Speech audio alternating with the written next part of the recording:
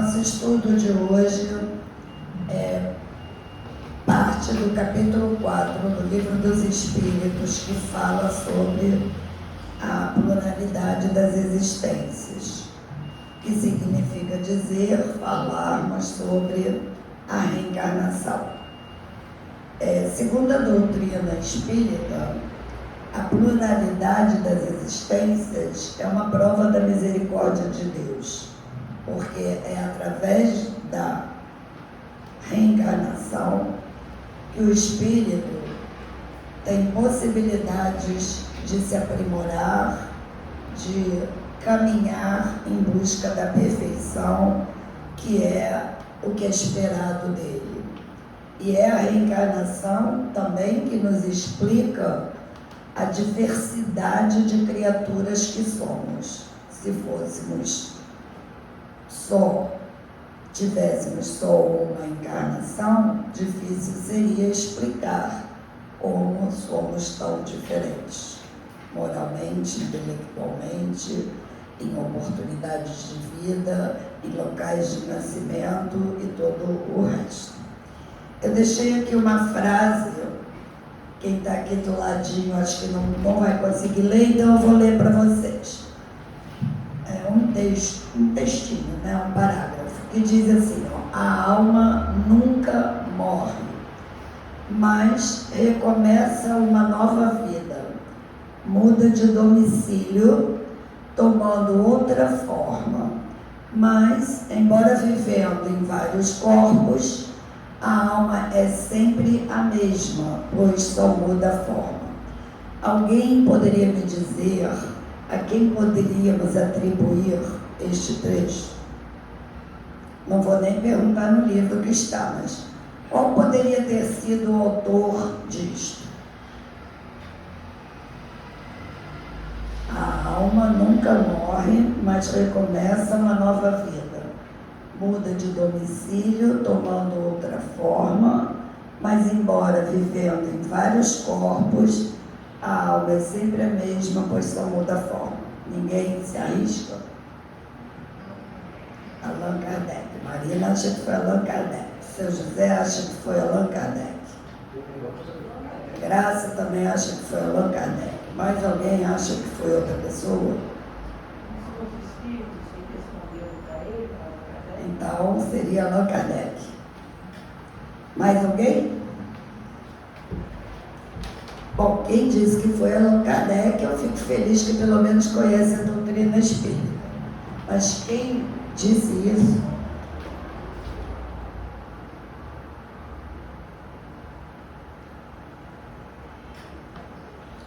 Foi Pitágoras, que viveu entre 572 a 492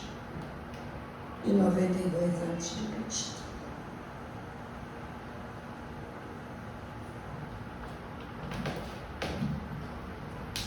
Então, isso já nos deixa uma reflexão, né? Isto prova que a reencarnação não é uma coisa criada pelo Espiritismo, ela sempre existiu desde a mais remota antiguidade, mas de um tempo para cá, na história da humanidade, esse conceito foi abolido do pensamento ocidental. Tá? Encontra-se referência à reencarnação em papiros egípcios e nos Vedas, que são livros hinduístas de 5.000 anos antes de Cristo. Então, Pitágoras, provavelmente influenciado pelos egípcios, pela proximidade, a gente imagina, acreditava na reencarnação. Ele mesmo, na continuidade do texto que eu não coloquei, porque senão todo mundo saberia quem era, ele dizia assim: quanto a mim, já fui Eufórmos no tempo da guerra de Troia, e lembro-me perfeitamente bem do meu nome e dos meus pais, bem como fui morto e combate com o rei de Esparta. Então, a gente imagina que Pitágoras tinha uma memória espiritual bastante aguçada. Além de Pitágoras, Sócrates, que veio um pouco depois dele, deixou registrado o seguinte: estou convencido de que vivemos novamente e que os vivos emergem dos que morreram e que as almas dos que morreram estão vivas. E Platão, discípulo de Sócrates, obviamente continuou desenvolvendo esse mesmo raciocínio e diz: ó tu moço ou jovem que te julgas abandonado pelos deuses, saiba que se tornares pior, irás ter com as piores almas, ou se melhor, irá se juntar às melhores almas. E em toda sucessão de vida e morte, farás e sofrerás o que um igual pode merecidamente sofrer nas mãos de iguais. Você vê, Platão evolui um pouco o conceito, porque ele já coloca, inclusive, o destino da alma após a morte, que irá para o local de acordo como ela viveu, com o que ela adquiriu em bens morais. Mas, obviamente que a maioria de nós não é estudioso da filosofia grega, mas Jesus, todos nós, já lemos o Evangelho, seja ele de que religião for, cristã, acredito que todos nós aqui já lemos o Evangelho. E Jesus, lá em Mateus, capítulo 17, e Marcos, capítulo 9, Jesus diz o seguinte: é verdade que Elias há de vir e restabelecer todas as coisas, mas eu vos declaro que Elias já veio e eles não o reconheceram e o trataram como lhes aprouve. É assim que farão sofrer o Filho do Homem.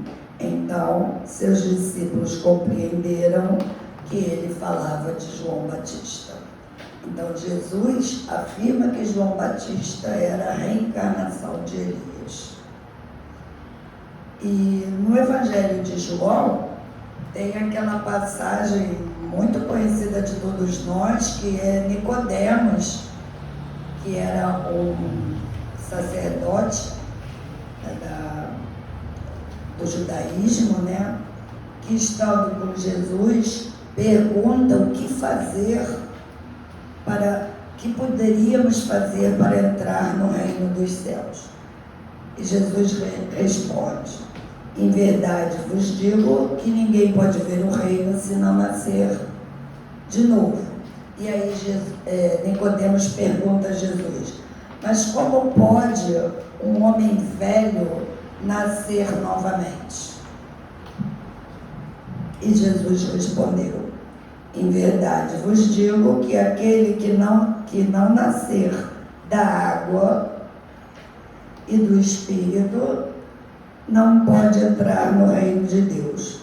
O que é nascido da carne é carne, e o que é nascido do Espírito é Espírito. Não te maravilhes de ter te dito isto: necessário vos é nascer de novo.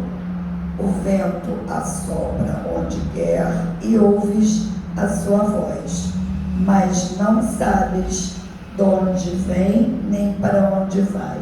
O mesmo se dá com todo aquele que é nascido do Espírito. Então, a filosofia, a teoria reencarnacionista não é criação do Espiritismo. Nunca foi.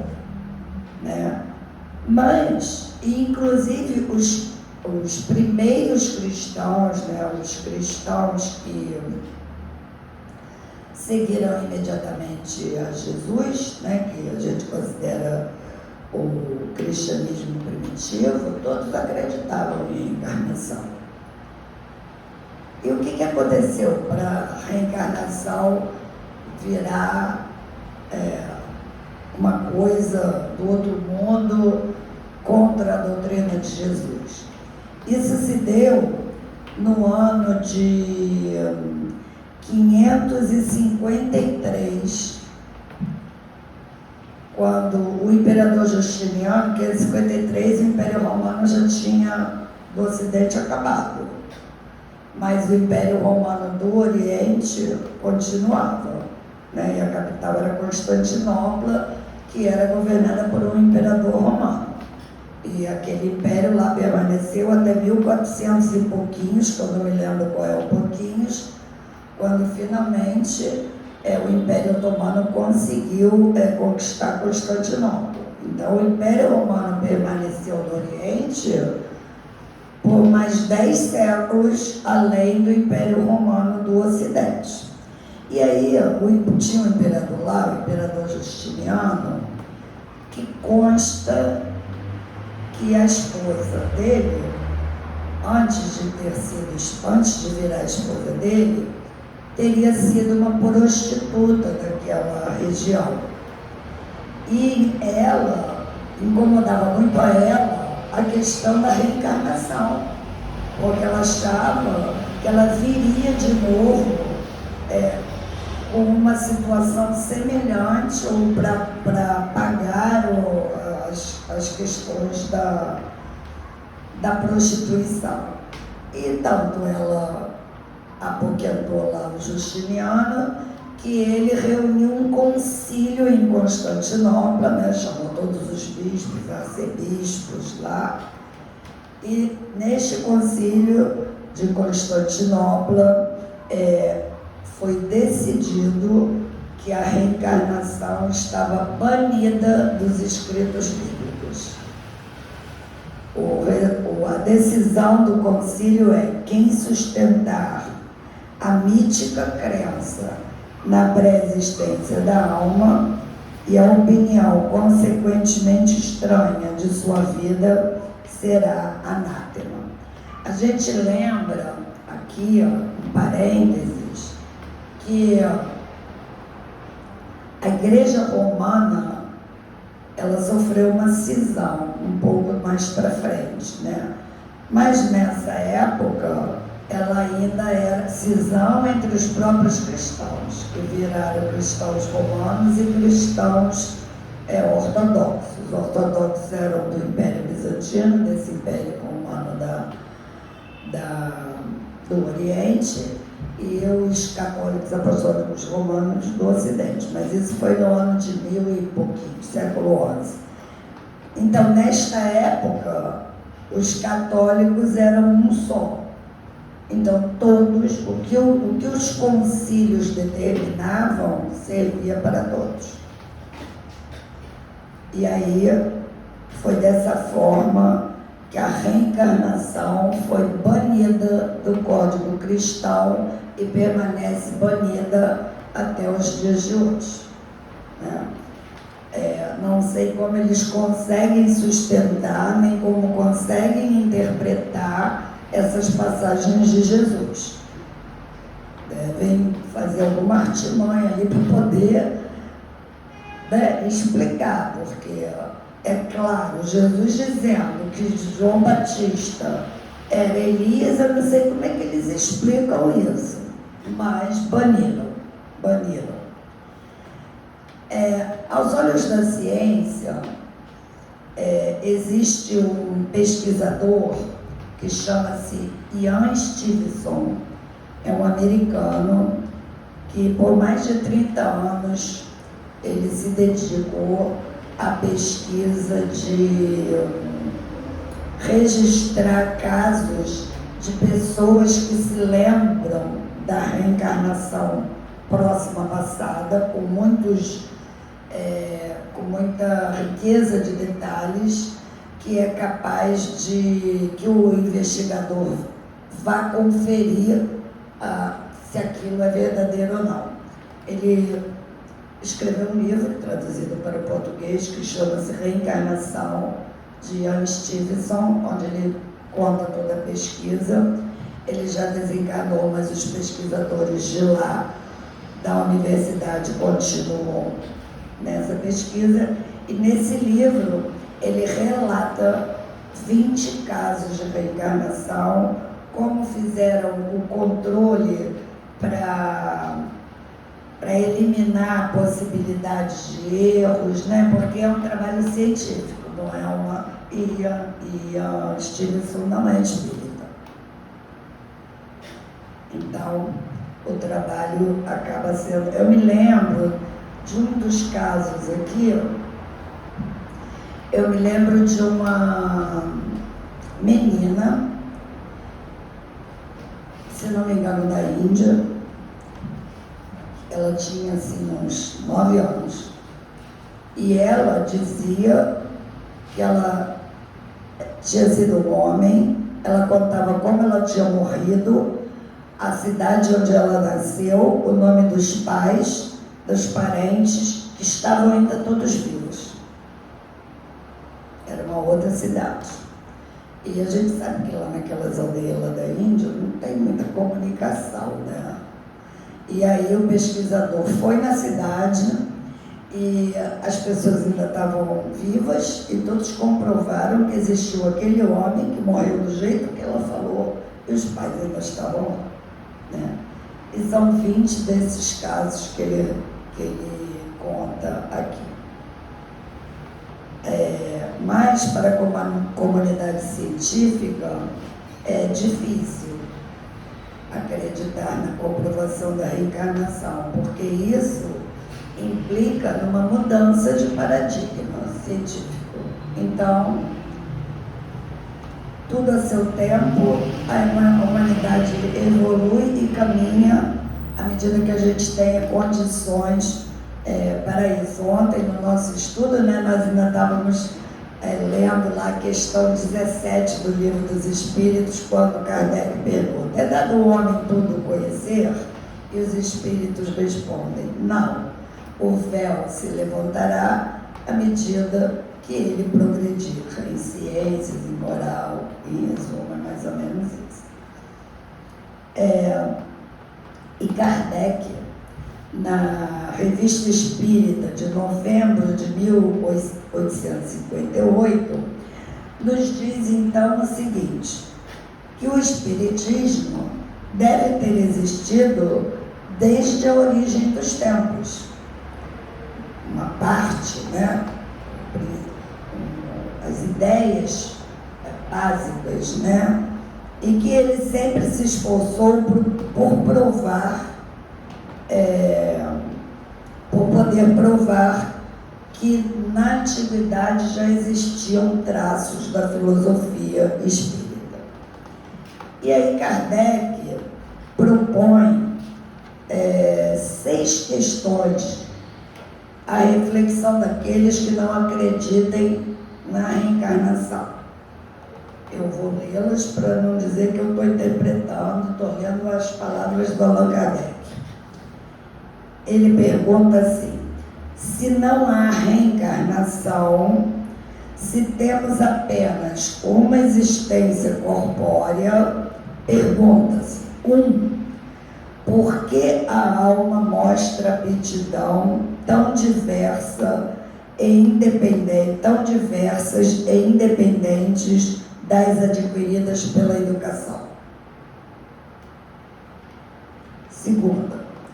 De onde vem a aptidão extranormal de certas crianças em tenra idade por tal e qual ciência, enquanto as outras não apresentarão estas aptidões durante toda a sua vida? 3. De onde vêm as ideias intuitivas? Com relação a essas crianças consideradas gênios da humanidade, uma breve pesquisa lá no Google, vocês vão achar mais de 20. Num estudo anterior, eu trouxe aqui um caso de duas delas que estão encarnadas entre nós ainda, são jovens, muito jovens, que era de uma menina australiana, que é o caso de uma menina australiana, que desde os 9 meses de idade pintava quadros. Aos 4 anos de idade, pegaram os quadros dela e levaram para a Agora Gallery, em Nova York, e expuseram lá os quadros, sem dizer, obviamente, a idade do autor. Todos os quadros foram vendidos, alguns deles alcançaram quantia acima de $10.000. Essa menina está encarnada ainda.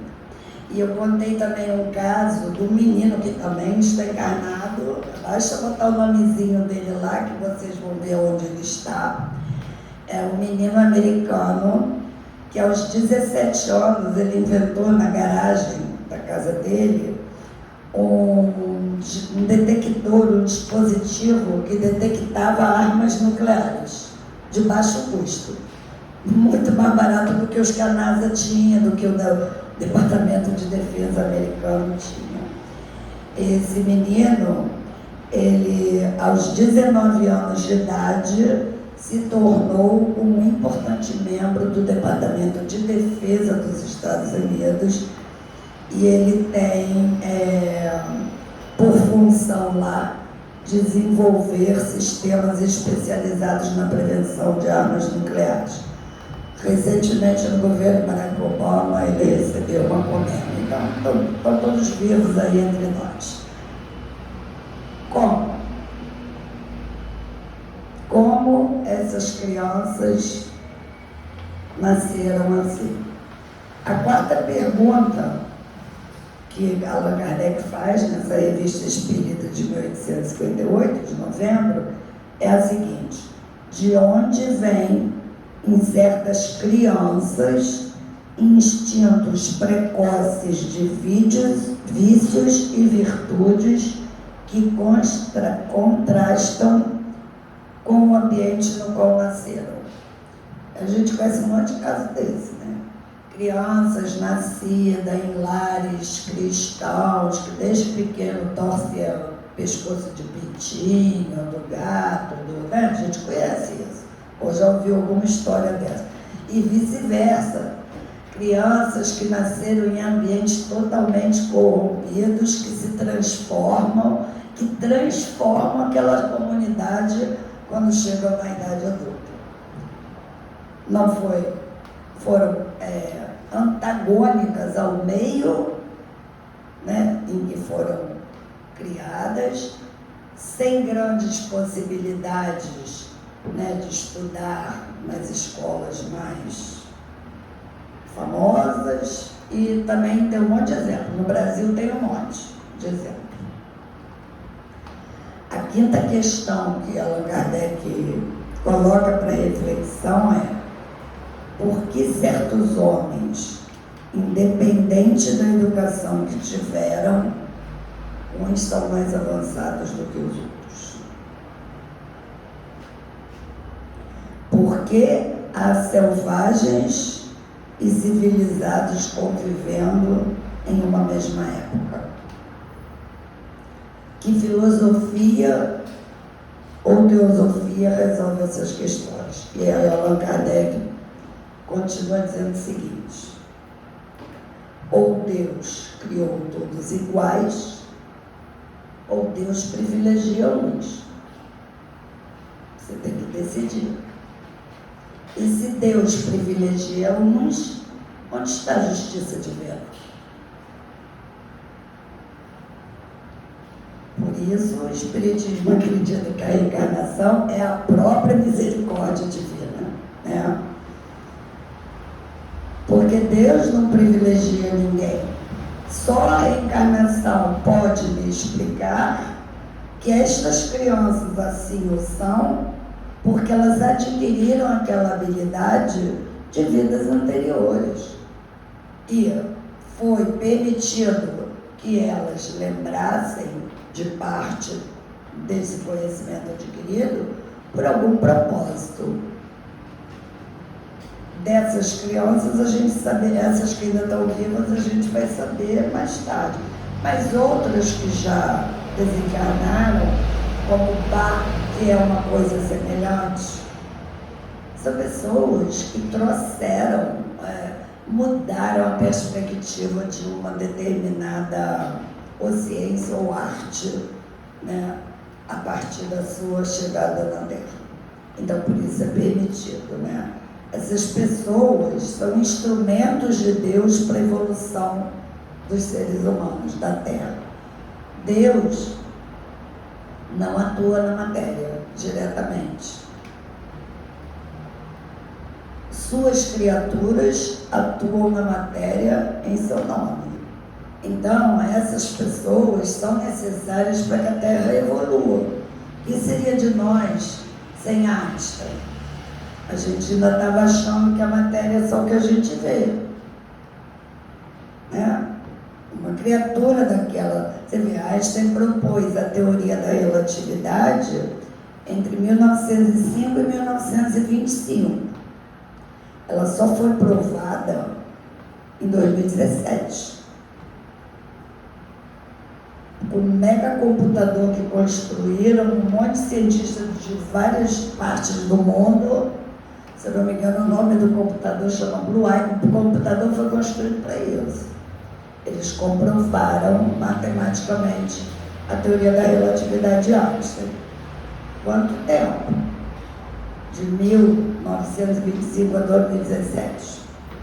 Então, naquela época, a humanidade não estava preparada para receber toda a informação. Parte da informação chegou e precisaram lá de quase 80 anos, 82, né, para poder provar o que o homem falou 82 anos atrás, né?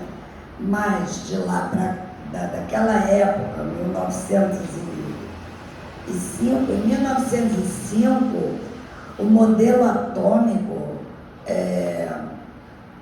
único conhecido era o de Dalton.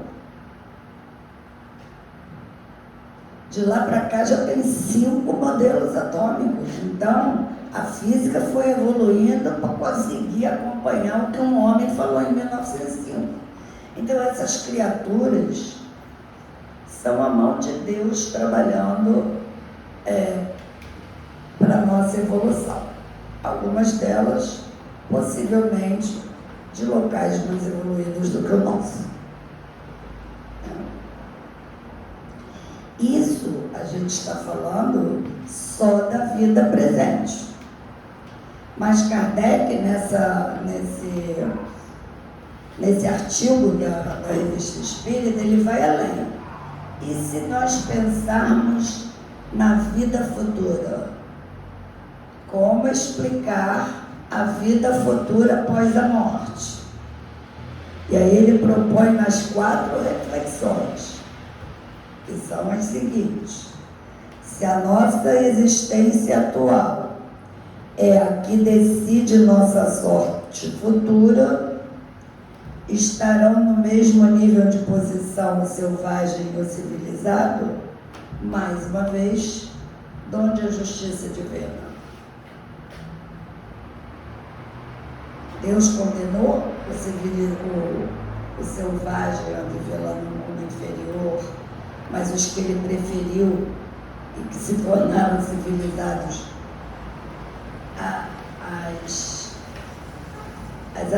os atributos que nós damos a Deus não se sustentam se não acreditarmos na reencarnação. A segunda pergunta que Allan Kardec propõe: o homem que trabalhou durante toda a vida para se melhorar estará no mesmo nível do que aquele que não o fez porque não teve possibilidade para isso? Há pessoas que nascem com deficiência mental durante toda. E aí, aquele é a escolha de Deus, aquele ali, Deus não... Né? A terceira questão que Allan Kardec propõe: O homem que praticou o mal, porque não pôde esclarecer-se, é semelhante ao que, mesmo sendo esclarecido, praticou o mesmo mal? É aquela velha história, né? A quem muito se dá, muito será cobrado. E a outra questão que Allan Kardec propõe é: qual a sorte das crianças que morrem em tenra idade antes de poderem ter podido praticar o bem ou o mal? Vão para onde? Aí as outras religiões vão dizer que virou anjinho. Então já é um privilégio de Deus. Porque aquele que morreu pequenininho vira anjinho. A gente que ficou aqui batalhando, sofrendo, passando, né? Então, por isso, a doutrina espírita acredita que a reencarnação ela é a própria revelação da existência de Deus. Porque só se justifica um Deus, um Criador, com todos os atributos que todas as religiões espiritualistas consideram as mesmas. Se você ler lá o Alcorão, está lá os mesmos atributos de Deus, que está para os cristãos, que está para todo mundo, para os judeus. E aí? Como explicar esses atributos na diversidade que somos? A gente tem que decidir o que é Deus. Que doutrina filosófica é capaz de resolver essas questões sem ser da reencarnação? Então, assim, isso foi o que eu quis trazer para vocês. Achei preferível a ficar interpretando o livro, porque o livro todos podem ir para casa e ler. É a primeira parte desse capítulo, das questões 166 a 196. Porque a 197 é exatamente a sorte das crianças, que será tema do próximo estudo, que é o Manuel Messias que fará para nós.